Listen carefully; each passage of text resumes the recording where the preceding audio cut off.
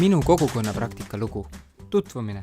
Ühel päeval rääkis ühiskonnaõpetaja koolis kogukonna praktikast. See on koolide ja vabaühenduste koostööprogramm, mille käigus gümnaasiumiõpilased saavad kaasa lüüa mõne vabaühenduse töös. Otsustasin osaleda. Praktika kohaks valisin kohaliku noortekeskuse. Kui alguses polnud mu ootused kõrged, siis praktika ületas mu ootuseid mitmekordselt. Praktika ajal noortekeskuses ootas mind ees juhendaja, kes rääkis, miks nende töö on kogukonna jaoks oluline. Koos leidsime mulle töö, mis oli neile vajalik ja mulle huvipakkuv.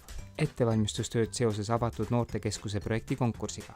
Korraldasin noortega kohtumise, selgitasin välja nende soovid, koostasin ja esitasin projekti rahastuse saamiseks. Minu töö osutus ootamatult huvitavaks ja kasulikuks.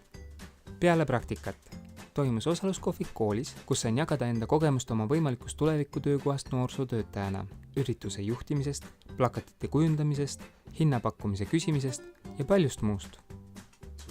Soovitan soojad kõigile gümnasistidele. Saad oma kodukohas ära teha midagi, mille üle uhkust tunda. See näitab, kui oluline kas või üks inimene kogukonna jaoks tegelikult. Lisaks külvab see sind üle uute teadmiste, oskuste ja hoiakutega.